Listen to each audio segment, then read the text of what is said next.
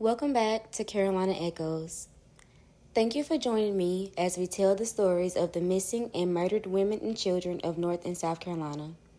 Today's episode is heavy, but necessary. We're talking about 6 transgender women whose lives were stolen in the recent years right here in the Carolinas. These women were loved, they had dreams, passions, and plans for the future. And it's important that we speak their names and tell their stories beyond the violence that ended their lives. Ervin Ervianna Johnson, Quenisha Coco Shantel, Casey Johnson, Sasha Mason, Jaida Peterson, and Remy Fennell. May their names forever echo in the Carolinas. As a Whiteville, North Carolina native, let's begin with a case that's close to home and ongoing. That's the case of 25-year-old Ervin Ervianna Johnson, also known as Beatty. Beatty was a vibrant black trans woman. She worked part-time at La Quinta Inn and Suites and created bold, creative, and unfiltered digital content. Her social media showed a love for dancing, RuPaul Drag Race, Glorilla, and majorette competition. Family was central to her life. She adored her nieces and nephews, celebrated their birthdays, attended their events, and shared joyful moments like surprise snowball fights. She often said she wanted to go viral, not for fame, but as a tribute to living authentically herself. In the early hours of February 13th, 2025, Beatty left her home in Tabor City, North Carolina around 3 a.m. She was wearing a crop top and gray shorts with none of her personal belongings. No wallet, ID, phone, or bank cards. Her mother was the last to see her before she vanished. Her sudden disappearance without her essentials alarmed her family, who knew this wasn't like her. Her family filed a missing person report 3 days later. Around February 18th and 19th, her body was found by a family member near a pond on Bermuda Bay Lane, just a few hundred miles from her home. The North Carolina State Bureau of Investigation, working with the Columbus County Sheriff's Office, ruled her death a homicide by February 26, 2025. A recent update confirmed that Beatty was shot in the head. The preliminary autopsy ruled out suicide, but other specifics remain unreleased. Beatty's death is a part of a troubling pattern. Her case remains unsolved, and law enforcement continue to seek tips. Officials have identified a possible 21-year-old male suspect and are appealing to the public for information. Ervianna's investigation is still ongoing. If you have any information that can help, please contact the Columbus County Sheriff's Office or the North Carolina State Bureau of Investigation tip line. I'll list the numbers below. Quenisha Coco Shantel was an Aries, a radiant 26-year-old black trans woman born in Rayford and raised in Greensboro. Coco lost her father as a child and grew up closely with her mama.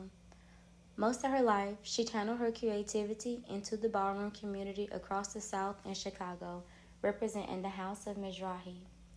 She had just started nursing school, something her drag father, Ira Big Baby Owens, said suited her caring nature perfectly.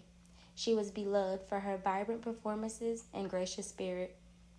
On the night of November 10th, 2024, Coco sat inside of her car outside of her estranged boyfriend's apartment on Guilford College Road in Greensboro. Earlier that evening, she ended their 2-year relationship, and her ex, Jeremy Reynolds of Greensboro, North Carolina, became violent. Investigators say Coco was shot 3 times through her driver's side window. Her vehicle crashed and she was pronounced dead at the scene. On November 15, 2024, Reynolds was arrested and charged with first-degree murder and discharging a firearm into an inhabited vehicle. He remains in custody without bond at the Guilford County Detention Center. Her death adds to a devastating pattern. The Human Rights Campaign noted that black trans women are disproportionately impacted by intimate partner violence, especially when firearms are involved. Her story is a call for safer places and stronger legal protections. Next, we'll get into the life and the death of Casey Johnson. Casey Johnson was a 27-year-old manager at Domino's Pizza in Wilmington, North Carolina. She was studying at a Bible University and stood 5 feet 10 inches tall. Casey loved all things anime and manga, especially Naruto and Demon Slayer, which she often shared on social media. Her partner described her as kind-hearted, courageous, and full of joy. On January 13, 2023, Casey told her partner, Bulla Brozinski, that she would be out for about an hour.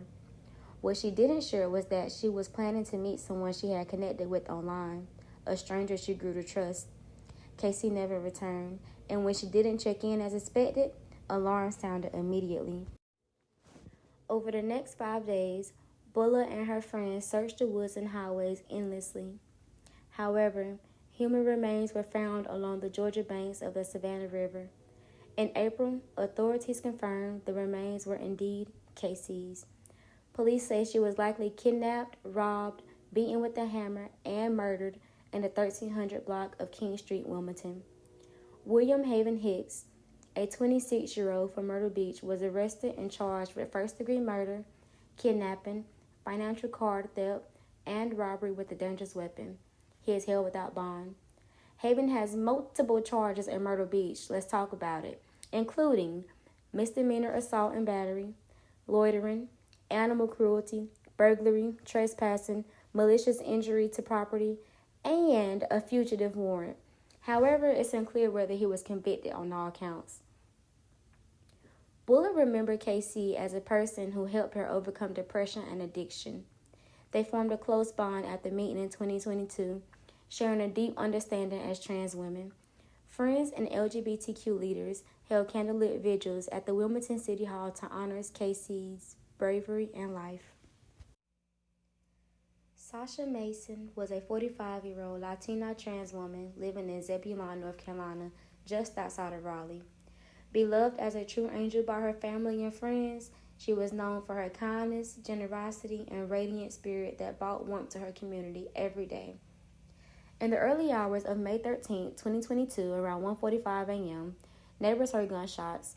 Sasha was at home in her apartment on West Barbie Street, just behind her mother's home, when two men she knew entered. First responders arrived to find Sasha with multiple gunshot wounds. She was pronounced dead at the scene.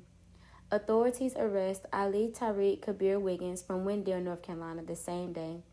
He was charged with conspiracy to commit armed robbery with a dangerous weapon. A few days later, they arrested Julius Anton Smith of Angrier, North Carolina, charging him with the same counts and adding additional murder charges to both. And both are held without bond. At her funeral, family requested attendees to wear bright celebratory colors, not black or white, to honor Sasha's joyful spirit. A friend remembered, I quote, "No one ever had anything bad to say about her. She was too good for this world. Sasha's murder underscores the unchecked risk Black and Latina trans women face, even from the people they trust." Finally, we'll talk about Jaida Peterson and Remy Fennell. Jaida Peterson, 29, was found shot in a Quality Inn room off Queen City Drive on April 4, 2021. Loved for her warmth and bright energy, her friends remember her as someone who could light up any room she entered. Remy Fennell, 28, was found shot 11 days later on April 15th inside of a sleep-in on North Tywin Street. Remy had recently moved to Charlotte, earned her cosmetology license, and even started her own brand, Remy Creations.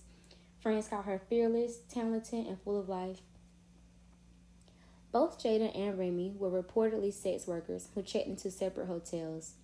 Jaida was killed on April 4th, and Remy was found shot dead less than 2 weeks later in a different hotel. The murders almost mirrored each other, raising fears for a possible serial killer. On April 16, 2021, Joel Isaiah Brewer, 33, and Donterius Long, 21, was arrested in the Union County. Both faced multiple charges: first-degree murders, 2 count each, robbery with a dangerous weapon, conspiracy to commit robbery with a dangerous weapon, and felony firearm possession. They were both held without bond. Jaida's sister said she was always worried about her sister, and when she heard Jaida was gone, it felt like a giant hole in my heart. Friends in Charlotte had a vigil while family laid Jaida to rest in South Carolina. Remy's family paid tribute to her entrepreneurial spirit and kindness. Charlotte's LGBTQ community rallied in grief and support.